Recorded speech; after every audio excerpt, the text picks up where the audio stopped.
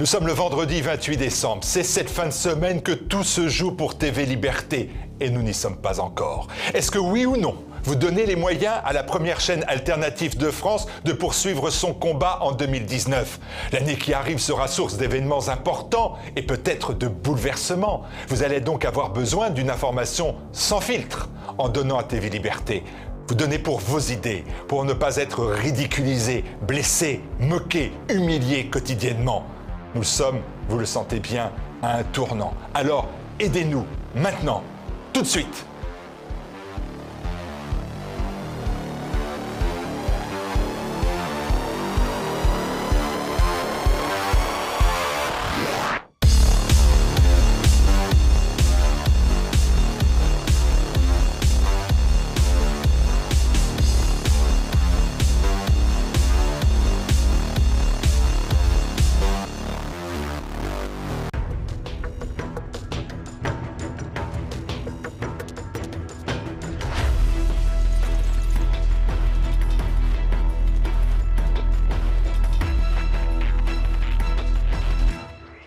Il y aura bien un acte 7 pour les Gilets jaunes. Samedi, les manifestants battront une nouvelle fois le pavé avant une mobilisation spéciale du mouvement pour le Nouvel An. Une 7e épreuve de force pour un gouvernement à bout de souffle. Comme après chaque attentat, le problème des mosquées qui prêchent un islam salafiste revient sur le devant de la scène. En France, on compterait quelques 130 lieux de culte musulmans rigoristes. Une véritable bombe à retardement que les politiques successives n'ont pas le courage d'étouffer. Monsieur, bonsoir. Les Gilets jaunes remettent ça avant de mettre cap sur l'année 2019. Les manifestants se mobiliseront à Paris et en région pour le 7e samedi consécutif. Une répétition avant le Nouvel An. Thibaut Bastide. Pas de répit pendant les fêtes de fin d'année pour les Gilets jaunes. Depuis le 17 novembre, les manifestants sont systématiquement au rendez-vous chaque samedi et le 29 décembre ne dérogera pas à la règle. Si l'exécutif et en particulier le ministre de l'Intérieur, Christophe Castaner, rêve de voir le mouvement s'étioler, force est de constater que les Gilets jaunes ne lâcheront pas le morceau de sitôt. Malgré l'incertitude qui plane autour du nombre de participants, une chose est sûre, des Gilets jaunes seront au rendez-vous. En effet, alors que tout le monde voulait les enterrer la semaine dernière, l'acte 6 a réuni suffisamment de monde pour montrer que le mouvement est bien loin d'être en bout de course, malgré une période peu propice au rassemblement. Ainsi, quelques 13 000 gilets jaunes ont affirmé leur détermination sur les réseaux sociaux à vouloir participer à un acte 7 à Paris samedi 29 décembre et 100 000 se disent intéressés. Comme lors des précédents rassemblements, ils souhaitent s'organiser autour des Champs-Élysées, mais également devant le siège de certains médias ou encore une fois devant le palais de l'Élysée. Sans compter les mobilisations en région, terrain où la colère ne faiblit pas, en témoignent les nombreux ronds-points occupés jour et nuit. D'ailleurs, ces derniers ont déjà annoncé la couleur jaune pour samedi, notamment à Montauban, dans le Tarn-et-Garonne, ou encore à Bordeaux. En effet, les organisateurs de l'événement ont appelé à créer un effet de surprise et à ne pas reculer devant ceux qui veulent les faire taire. De quoi donner le ton. De fait, le cauchemar va se poursuivre pour l'exécutif, totalement perdu malgré les tentatives de diabolisation du mouvement et les appels au calme lancés par le ministre de l'Intérieur, Christophe Castaner. Donc, si certains, une petite minorité, c'est quelques milliers de personnes pour l'ensemble du territoire français, veulent continuer à bloquer la vie économique, ils prennent une responsabilité très grave. Vous avez vu que notre croissance économique, nos emplois, aujourd'hui, beaucoup d'entreprises pratiquent le chômage partiel parce qu'elles ne sont plus en mesure d'avoir une vie économique normale. C'est une situation qui n'est pas acceptable. Si le locataire de la place Beauvau brandit le drapeau de l'économie en berne, en appuyant par ailleurs sur la crainte suscitée auprès des touristes étrangers, ces derniers ont pourtant maintenu leur visite dans la capitale lors des fêtes de fin d'année. Nuestros familiares estaban muy preocupados porque viniéramos justo acá al epicentro del problema. Antes justo de venir se había resuelto con Macron, se resolvió que, bueno, que iba a ceder un poco en los pedidos. Así que vinimos un poco más tranquilos. Because there's a lot of violence show on the media, so we are a little bit worried. Especially we are bringing my mother and my little kids. Yeah. But after arriving here, especially when you see the major tourist attractions, there was some yellow vest protection, but it was not so violent, so we feel relaxed. De quoi mettre un peu plus à mal les discours du gouvernement, à bout de souffle après plus d'un mois de contestation sociale. Cette dernière devrait d'ailleurs se poursuivre le soir du 31 décembre. En effet, un nouveau rassemblement des Gilets jaunes est attendu la nuit de la Saint-Sylvestre à Paris pour continuer la lutte de façon festive. Plus de 300 000 personnes sont attendues sur les Champs-Élysées et sur la place de l'Étoile. Fêtards et manifestants devraient donc se croiser pour l'occasion. 2018 pourrait donc se terminer en véritable feu d'artifice. Khaled Kelkal, Mohamed Merah, Cherif et Saïd Kouachi ou encore Cherif Shekat, tous ces terroristes ont un point commun. Ils se sont radicalisés en France. Selon un rapport officiel, près de 130 mosquées prêcheraient encore aujourd'hui le salafisme et des appels au djihad, un fléau meurtrier qu'aucune politique ne semble capable d'endiguer. Élise Blaise. Les mosquées radicales sous surveillance. En France sont comptées aujourd'hui environ 130 mosquées salafistes et quelques 300 lieux de culte divers où les prêches flirtent souvent avec l'appel au djihad. Alexandre Mindel, journaliste et auteur de La France djihadiste, nous explique comment détecter un lieu de culte radical. Les mosquées salafistes, en l'occurrence, ne se réclament pas elles-mêmes d'être radicales. Mais la plupart, en fait, sont officiellement salafistes. Le seul truc, c'est que toutes se réclament du salafisme quiétiste, c'est-à-dire d'un retour à une pratique de l'islam, des pieux ancêtres du temps de Mahomet. Aucune, évidemment, ne se considère takfiriste, c'est-à-dire combattant. Ensuite, il y a un autre travail qui est sur le terrain de collecte d'informations sur les prêches faits par certains imams. C'est finalement le contenu de ces prêches qui alerte les renseignements territoriaux sur le fait que telle ou telle salle de prière est salafiste radicale. Depuis 2012, une cinquantaine de lieux de culte posant un problème de radicalisation ont été fermés. La très grande majorité de ces décisions ont été prises après des dossiers relevant des établissements accueillant du public. On a notamment assisté à des mosquées qui s'étaient elles-mêmes autorisées à construire des murs ou à en abattre sans aucune autorisation de travaux. Autrement dit, les mosquées fermées l'ont été pour d'obscures raisons de normes de sécurité, mais en aucun cas pour ce qui était diffusé à l'intérieur. Et pour cause, la décision de fermer un lieu de culte n'est pas une simple affaire. Depuis 2015, toutefois, les procédures sont légèrement simplifiées. Avec l'article 8 de la loi sur l'état d'urgence, le ministre de l'Intérieur et le préfet ont la possibilité d'ordonner la fermeture de lieux de toute nature au sein desquels sont tenus des propos constituant une provocation à la haine ou à la commission d'actes de terrorisme. En 2017, la loi sécurité intérieure et lutte contre le terrorisme permet même de fermer un lieu de culte aux seules fins de prévenir la commission d'un acte de terrorisme. Mais pour Alexandre Mindel, le problème ne se résume pas uniquement à la question des mosquées radicales. C'est pas tellement les mosquées qu'il faudrait fermer, même si c'est un signal à envoyer, dans la mesure où c'est plutôt les imams qu'il faudrait enfermer. C'est un peu le principe du fonds de commerce. Hein. On vous ferme votre commerce, on vous ferme vos murs, mais le fonds de commerce reste. Et qu'est-ce qu'est le fonds de commerce? L'imam, qui lui est souvent en liberté, et la communauté. Et il est très simple pour une mosquée. J'ai des exemples précis en tête. Je pense notamment à une mosquée qu'on avait fermée à Sète, dans l'Hérault, et qui avait rouvert quelques mois plus tard, à 20 km de là, avec exactement la même communauté, le même imam, etc. Le problème reste le même si l'imam n'est pas jeté en prison. On continue, si vous voulez, sur la lancée qu'on a eue pendant 30 ans, de surtout pas, victimiser, de victimiser une communauté, de ne pas la stigmatiser, etc. Ce qui est un peu ridicule parce qu'il y a quand même une grande partie, une immense partie de la communauté musulmane qui, elle aussi, aimerait se débarrasser de gens qui viennent prêcher avec l'aide des Saoudiens en France. Il y a un manque de courage politique. Imaginez demain que sur les 150 mosquées salafistes, on arrête 30 à 40 imams. Vous auriez des manifestations de musulmans en colère, quoi. On a aujourd'hui déjà du mal à contenir les gilets jaunes. Alors, imaginez demain des djellabas jaunes dans les rues. La GPA au Nigeria, alors que la question de la gestation pour autrui devrait revenir sur le devant de la scène en 2019 en France, cette pratique est déjà largement courante en Russie et aux États-Unis, mais aussi en Afrique avec toujours en toile de fond des intérêts économiques.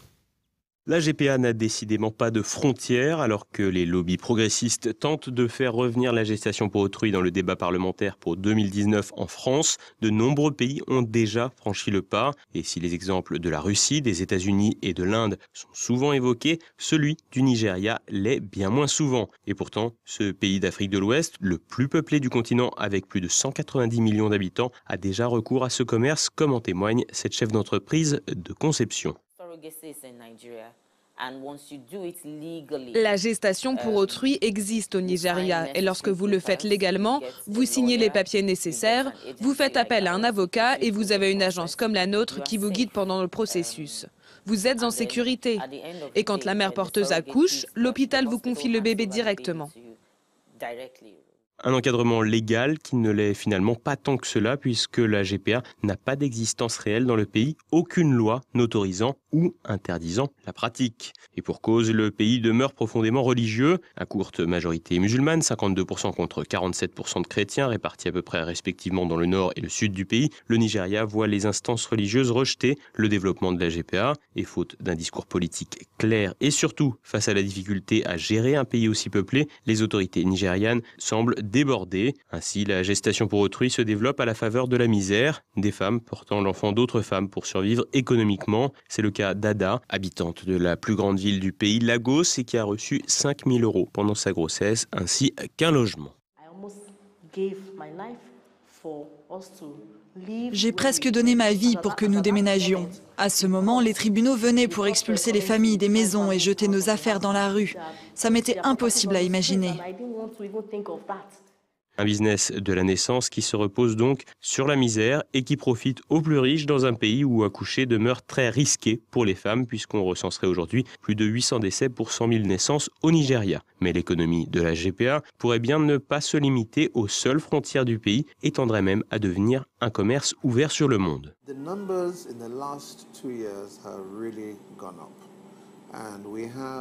Les chiffres ont vraiment augmenté ces 2 dernières années. Nous n'avons pas seulement des personnes qui résident au Nigeria, mais beaucoup aussi d'Europe, des Nigérians vivant en Europe ou aux États-Unis. Problèmes éthiques, rare espoir de survie pour des populations vivant dans la misère. La gestation pour autrui n'a pas fini de poser de sérieux problèmes sur le continent africain. Et dans un pays qui s'appauvrit à très grande vitesse depuis seulement 2 ans et qui comptera bientôt plus de 200 millions d'habitants, on peut facilement imaginer le Nigeria devenir à moyen terme un très haut lieu du trafic d'enfants. L'actualité en bref avec l'excellent Thibaut Bastide. Nouvel épisode dans l'affaire Benalla. L'ancien proche du président de la République détiendrait 2 passeports diplomatiques, des passeports que lui aurait réclamés en vain le Quai d'Orsay.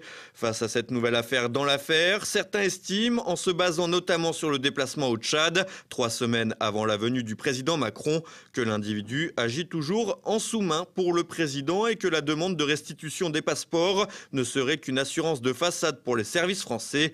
D'autres remettent en cause la compétence de ces mêmes services, incapable de récupérer les précieux sésames en déjà 6 mois. Une chose est sûre, depuis plusieurs mois, Benalla semble s'être recyclé dans le lucratif et parfois douteux milieu des affaires franco-africaines. Au moins 4 personnes, dont une femme de 20 ans et 2 enfants, ont trouvé la mort lors d'un incendie à Bobigny en Seine-Saint-Denis.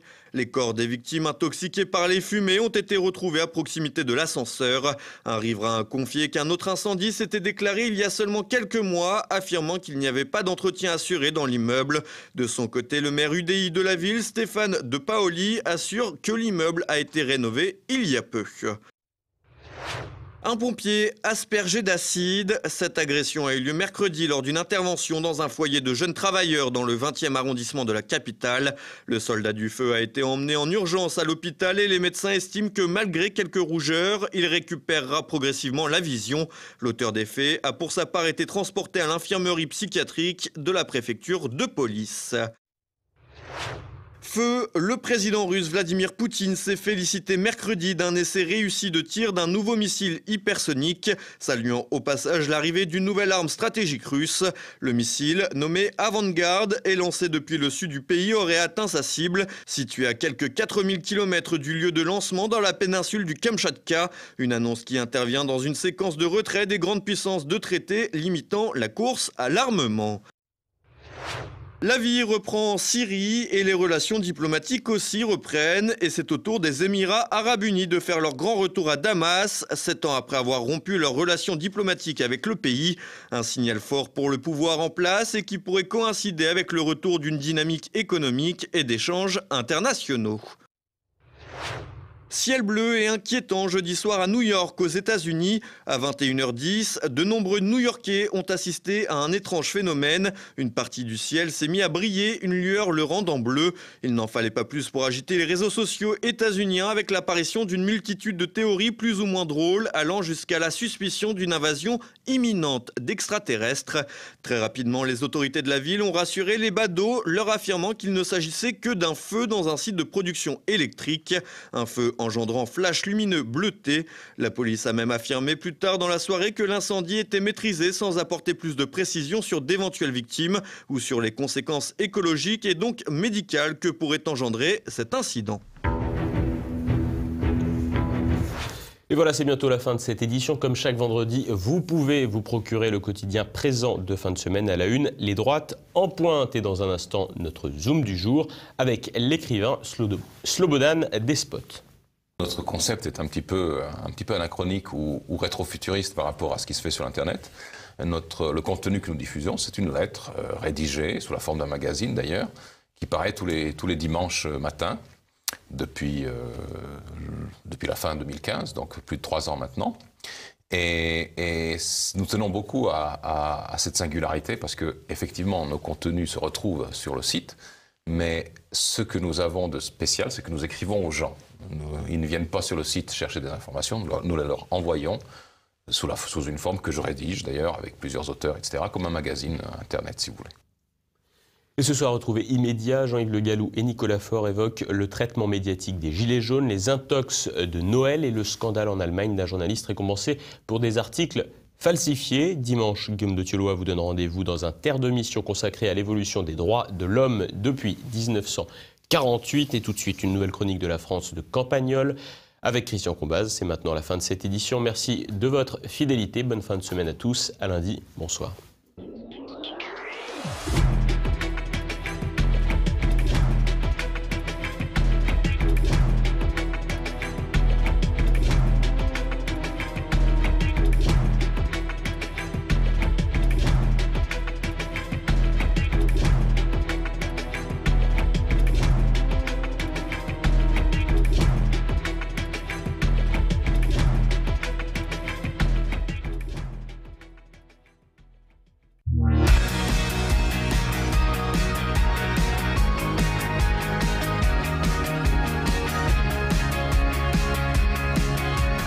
On parlait de la presse l'autre jour à cause de Gustave et surtout de l'abonnement au Monde. Là, vous savez que parce que machinalement, le fameux Albert, qui est abonné au Monde, a répété pour la énième fois, après avoir consulté la une, « Je te l'achète pas, je suis abonné ».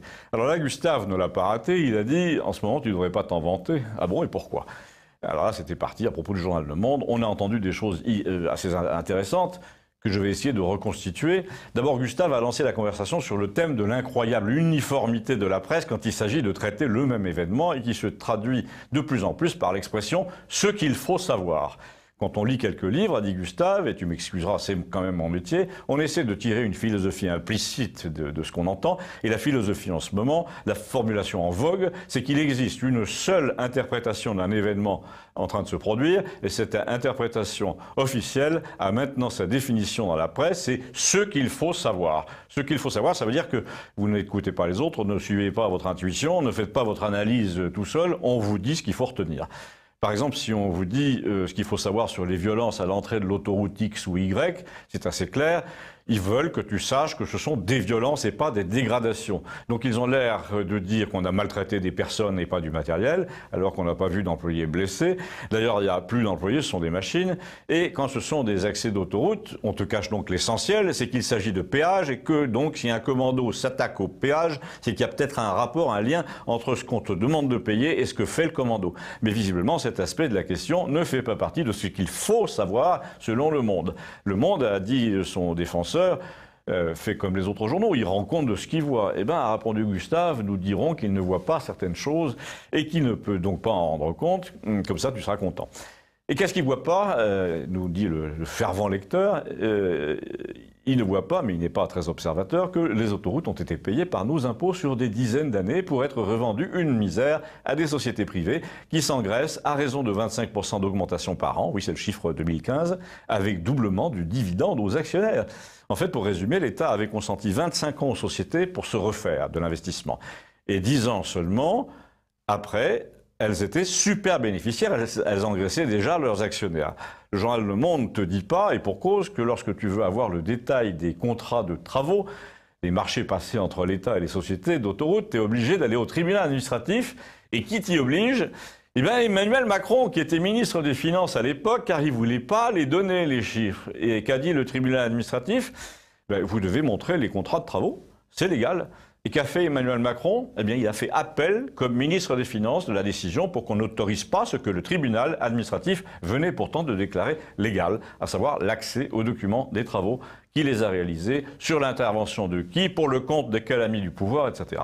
Parce que le journal Le Monde ne va pas te dire que les enfants des grands pontes de l'État sont casés par dizaines dans ce genre de sociétés qui fournissent les autoroutes, qui gèrent les autoroutes, qui les réparent, qui font payer les conseils généraux.